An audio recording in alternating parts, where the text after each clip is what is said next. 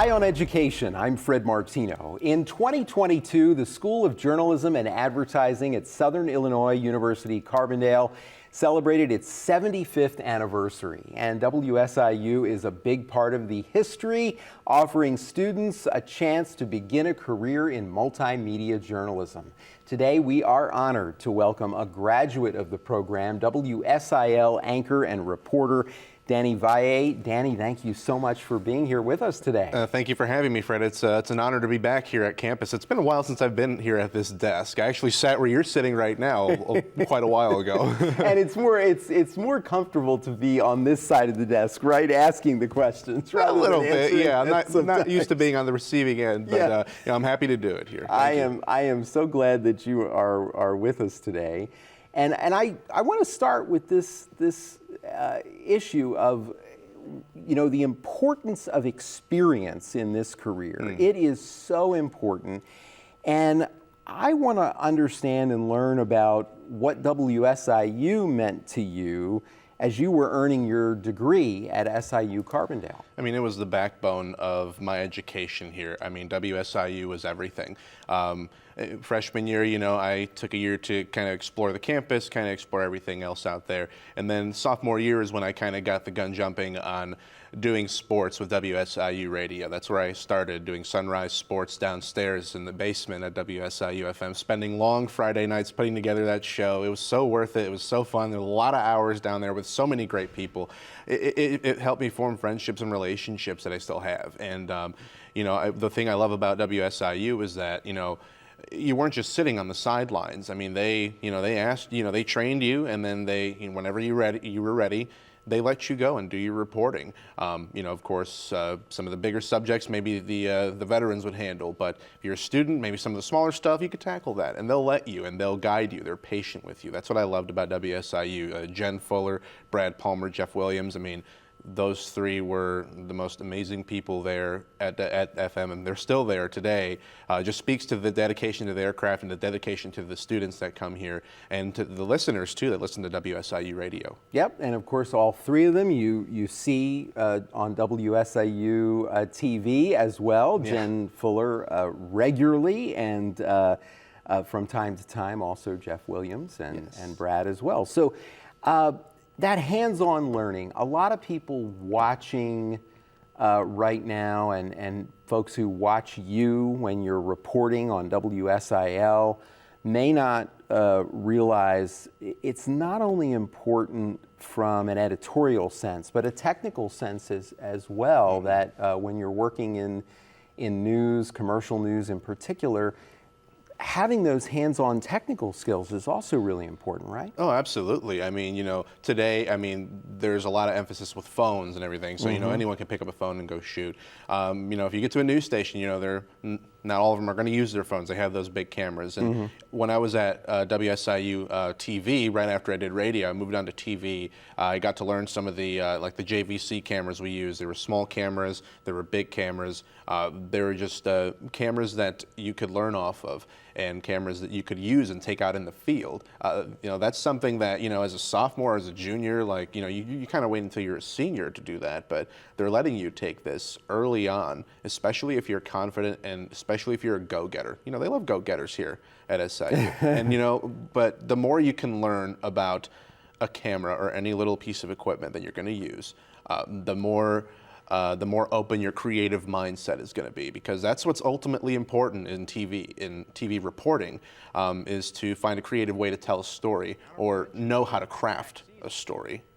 Yeah, and of course, so many folks who work in commercial television as reporters are often the camera person as well. They're shooting their own video. One-man band, or one-person band, I should say. One-person band, yeah. I mean, and also very often editing video. I know when I worked many, many years ago in commercial television, I would often edit my own reports. But now that doing that camera work is also very, very common, especially in small and medium-sized markets. But even in some large markets, there are multimedia reporters. Yeah, MMJs, multimedia journalists, and they do it all. They cut, they shoot, they write, they basically do everything. I mean, that's what I was doing yesterday, doing this story about this former pastor who passed away in a tragic accident at the Heron House of Hope. I think we heard that this morning on WSIU radio. And, I was by myself. I'm usually by myself, but, I hear about how these people talk about Jeffrey G. And so I try to convey the emotion with my shots, like tight, and like when I'm intimate, when I'm talking about an intimate moment, maybe tight shots, kind of general. You make wide shots. As you kind of grow as a storyteller, and as you grow with how you with your skill set on the camera, the stories are going to come. It's just all about the reps. It's all about going at it, and because you're not going to get it right the first time. You're not going to get it right maybe the second time. If you do, you're awesome, superstar. But for most people, it takes a little bit of time. And sometimes myself, I get kind of frustrated with some of my work because I feel I could have done better here, Sometimes things don't work out that way, and you got to go with what you have. And to adapt is the most important thing in media overall. Absolutely. Adapt in so many jobs. It's a skill that we get that really makes a difference. Do you have a particular professor or class that comes to mind that really helped? I really loved Dr. Novotny Lawrence. I believe he's over in Kansas at the moment, but when he was here, he was actually the first professor I had a class with at SIU, and he was the very last professor I had a class with at SIU. It was RT 200, which was Intro to Media, and then the last class, which was Blaxploitation, about the film of Blaxploitation films in the 1970s. The best thing about him was he knew how to encourage you. He knew how to talk. He knows how to talk to people. He knows how to put things in a wider perspective. And I also learned a lot in his class just about, one quote sticks with me. You want to see the history of America and race, you look at cinema. You look at the history of cinema. I mean, you look at the first film, it was about the Klansmen. And, you go to today, there's more diversity in films. So, what he says kind of still stands true to me. And that kind of sticks with me because, I'm a big movie watcher. And, you see the history of media and representation and how it's evolved over time. It's something that stuck with me. And also Dr. John Ockheimer. He's an amazing person. He's got so many stories about music and his time in Boston, but he also talked about life experiences and applied his own life experiences and taught us about those. And so I was glad to have those two as professors, and I hope whoever is in their presence, learning from them or talking with them, I hope they have the same feelings that I have for them as well. Yeah, it's a lifelong gift and a gift that grows because you pass it on. The things you learned, you pass on to others. You've already talked about the fact that when you were here as a student, you did sports reporting. And you have a lot of love for sports and interest in that, but you're also, someone who's passionate about news and journalism, and I understand that your interest in journalism began with the attacks on the World Trade Center in 2001. Tell me about that. Well, it was like any normal day. I remember it was a week after my 9th birthday. I had to think about that for a little bit. It was a week after I turned 9, and it was the morning of September 11th, and my mom wasn't home at the time. She was actually surgery with her wrist. And so my dad woke me up, and it was a little earlier than usual. And he tells me to go walk to the living room. You got to see something. And I see my oldest sister. She's standing there with her, like this, and she's crying. And I'm seeing the towers on fire. And then I see another plane hit, and it's just like, is this a movie? What's going on? As a kid, I'm like, wow, this is a crazy movie. But then it got real. Like when I got to school, a classmate I had actually had a relative in one of the towers. She was actually taken out of school to be told that. It was only later until I found out. But we spent the whole class listening, doing schoolwork, not like regularly scheduled work, just workbook stuff. We were listening to the radio the whole time, to the ABC coverage of 9/11.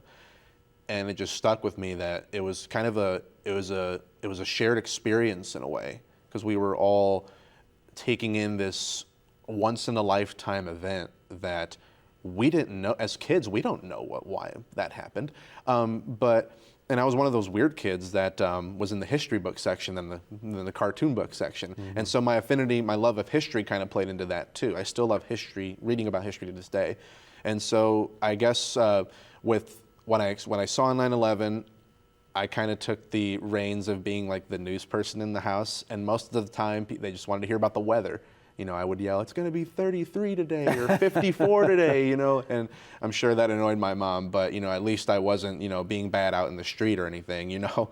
And so, so I think my love of history kind of, you know, furthered my appreciation and, you know, my love of news too, because I love sports too, but I think with news, we're kind of the first draft of history in a way. Yeah, absolutely, and so important. And the work that you do covering the news, one of the things I always ask folks who are in journalism is, what are the topics in the news that interest you most as a reporter? The topics that interest me most, that is a good one, because there's a lot that's interesting right now. I think I'm interested in, you know, why people are so divided. I'm really interested in, you know, both sides of the coin, because all we see on the national media, yeah, we do see both sides of the coin on the national media, but it always seems like it's always angry, or it's always, you know, no, my side is right, you know, better than yours. There's insults a lot, you know. And sometimes the anger is even based on incorrect information. Yeah, and that sort of, you know, feeds this whole craziness that we're seeing now. And so I'm not afraid to talk to the other side, because I am a reporter. That is my job. But sometimes people think that we're going to be out to get them. It's not true. We're not out to get anyone. We want to hear your story.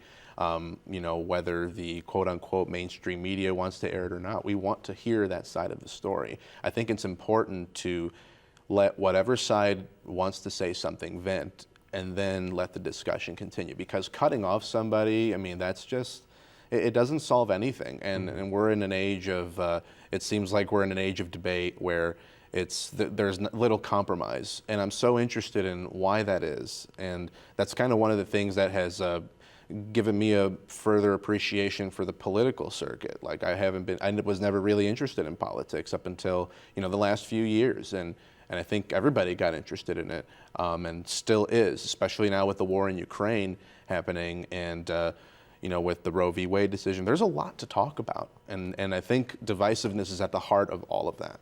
Interesting, and something that's fascinating to me as well. This is a tough one.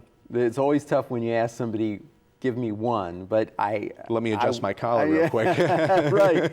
Do you have a favorite story from your favorite? time in Southern Illinois? You have been here a long time, between college and then the many years now at WSIL. I mean, I don't even know where to start. I mean, I could tell you about the time that me and one of my great friends broadcasted the college football game between SIU and SEMO at Busch Stadium. I mean, sitting in the visiting broadcast booth. We were sitting in Pat Hughes' booth, the Chicago Cubs announcer. We were sitting in that booth. And so it was an awesome experience. But I think my favorite story happened actually that same weekend, the next day. So it was River Region. I had to do a story for River Region, and I pitched the George Harrison marker that's in Benton. George Harrison, if many don't know, he actually visited Benton here in Illinois back in the early 1960s to see his sister, Louise Harrison, who lived here. And so that was I was big into the Beatles. I love the Beatles still to this day, and so I really wanted to tell this story. So I couldn't make it to the marker dedication itself because it was the same day of the game. And so the next day I went here to grab camera gear with my other colleague of mine. We went to Benton, we shot some stand-ups, and you know, we really didn't have much to go on. We had the interview with a radio DJ who interviewed Harrison back in the 1960s, and we went into Town Square and we went to this antique shop that supposedly he went into and bought some stuff off of. We went inside looking to shoot memorabilia. And an older gentleman is in there, and he says, "Oh, you guys looking for something?" I said, "Yeah, we're looking for some George Harrison memorabilia, anything that we can shoot. You know, we're doing a story for a college TV show. Let me get you someone that I think you'll be interested in meeting." Goes to the back, brings out this small old woman, It is Louise Harrison herself, the sister of George Harrison. George Harrison is my favorite Beatle, and I am talking with his sister. Are you kidding me? Like, come on. Like, I just broadcasted a game at Busch Stadium. Now I'm talking to a Beatles sister. I can't believe it. And so I met her. I was so awestruck. And we talked, briefly there, and then we sat at a table and we filmed like an 8-minute interview. Mm-hmm. One of the coolest experiences I've ever had, meeting just that close to a Beatle, was just amazing to me. And she gave me some pictures, and she signed one of them. And unfortunately, she did pass away recently. And we did re-air a segment at WSIL using the footage that I shot at WSIU. So thanks to WSIU for letting us use that footage. But that probably was my coolest story, just meeting that person at just the right place, right time. It's one of the greatest gifts, isn't it, of working in this field, that we get to meet interesting people all of the time.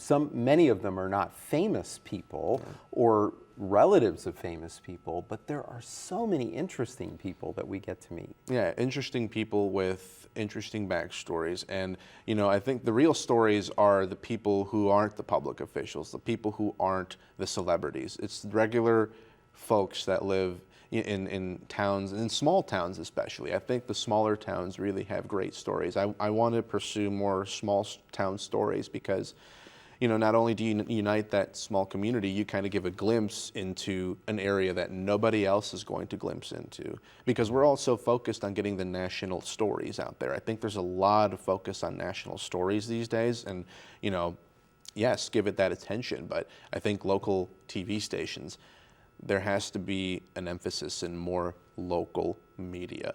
I read a quote by this from this article. I believe a Pointer article writer had retired after 50 years in the business, and one of his things was that we're losing institutions, we're losing local knowledge. Yeah. And I think one of the things I want to do as I go forward is wherever I go where the knowledge is, go knock on doors, go talk to people, find out where that knowledge is, find out what you can about that small town, because anytime you can unearth a story like any stories from there, I mean, I think it's a better product for you, because that shows you can dig and you can look for it. Yeah, I was at a journalism conference this week, and I thought the keynote speaker was outstanding, and one of the things he said was, be curious. Mm-hmm. And if you're curious, that will make you a good reporter. Yeah.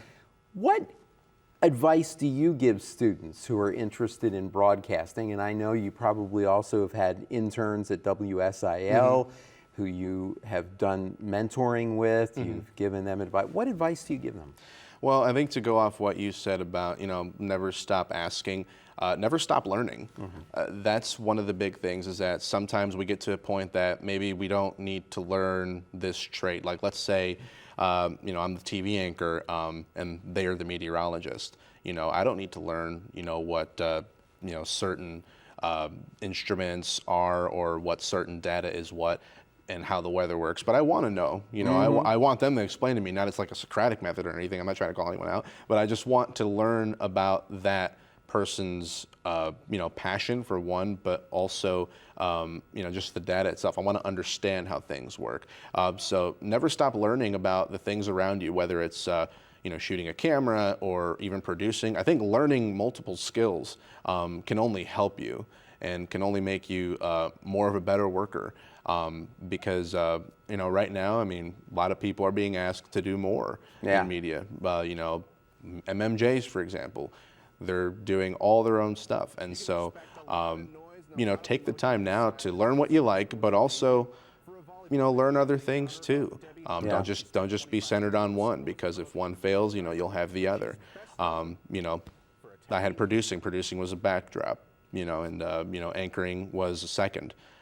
Because it's hard to be an anchor. You have to work your way up to that. I got lucky, but I've maintained that because I've been able to, do all those things. And by starting as a producer, I'm sure that some of those skills were very transferable to your reporting work and your anchoring work, because you understood, especially the anchoring. I mean, you understood what it takes to put that newscast together.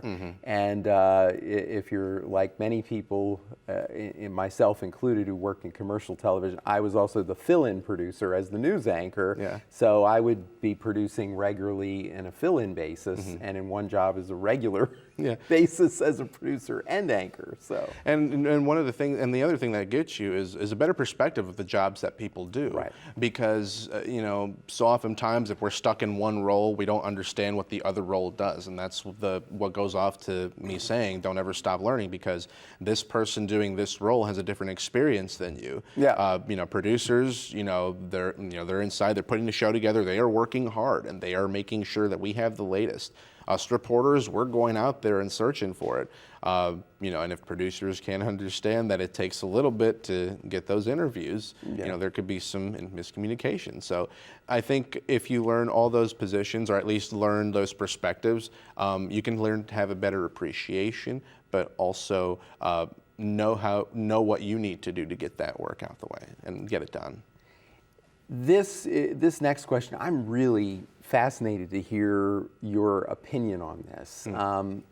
As you know, the internet and social media have become very important in our work. When I got into this field, they didn't even exist. So I'm feeling very old right now asking you this question as well, Danny. But I want to get your opinion on this. There are so many beneficial aspects to this, but some may say are not so beneficial at times. What are your thoughts? Well, it is. I think social media, whether you like it or not, it's important. Everyone uses it, whether they have good intentions, whether they have malicious intentions, or whatever intentions they may have. Yeah. Everybody uses social media. That's where everybody is. Admittedly, I have to be using that more. Because I've been focused more on just building the skill set and the reporting, getting comfortable. But once you have that, it's time to expand on social media, because that's where people are going to get their news first. That's where people are going to be looking for at least the latest updates. Kind of like I think the afternoon news or the evening news is kind of like the bow tie on what happened to the day. Because you already know what happened on social media. We already saw it on Twitter or Facebook.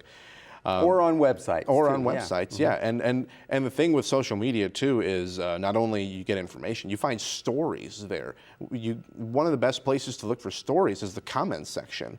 And yeah, you got to sift through all the bad language sometimes, but and that's one of the negatives too. But you have to look at the positives. You have to look at what you can do. You can't look at what holds you back, and that's it's part of having tough skin, and I don't like to say that, because, you don't have to have tough skin, but you do have to learn that some people are going to feel a certain way, and you can't change that. Yeah. And that has to be something that you have to use in order to move forward. Because I think it's important for another reason too, Dan. I don't know how you feel about this, but it also gives you insights that you might not otherwise get, because some people will never say something that they would write on social media. It's so you infinite. kind of say, whoa, okay. Infinite perspectives. Yeah. Infinite perspectives. It's really interesting. Any other thoughts on that before we move on? And I think but when, just to focus on the positive of social media, I mean, there are people that, maybe less fortunate, or they're going through cancer.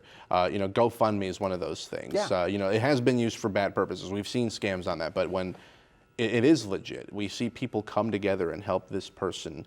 Whether it's get a kidney transplant or help them with medical expenses. The internet's a powerful tool, and it could be used for a lot of good, and it has been. And I think that, with that being said, we have to be careful about how we approach it, because there could be traps in these, like scams and everything. So it's easy to fall for a dog picture like on a GoFundMe and donate to the dog, but when you find out it's fake, then it's like, ooh, should I not trust those anymore? So be mindful of all of that, but still, don't be afraid to show your kindness on the internet. Yeah. Well, beyond our contacts, of course, on social media, journalists are constantly talking to a lot of people. What do you find when you talk to people about what they want from the news media and what they are missing, the criticisms that they share with you? It's funny that you ask, because about a month ago, I started and when people came up to me and say hi, it was a brief hi, hello, nice to meet you. I started to ask more about, what do you want to see more from our coverage? And a lot of them always say, it's almost a universal answer, more local. There was an example of a couple. They live over out west of Jackson, in West Jackson County. There's a crash on Route 3. It's a very long road. They didn't know about updates, because we hadn't gotten to that coverage yet. And so, there's a big focus on just making sure that we have everything as much local as we can.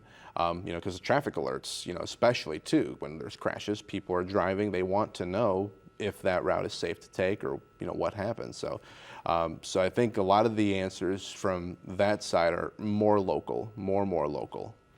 Well, Danny, thank you so much for being here today. I'll enjoy continuing to watch you on WSIL, and I'm so glad I got a chance to meet you. Well, thank you, Fred. I really appreciate the opportunity for you having me, and I'm so glad to do it. And go Dogs. All right, go Dogs. My guest was WSIL anchor and reporter Danny Valle. For all of us at WSIU, I'm Fred Martino. Thank you so much for being here, and have a great week.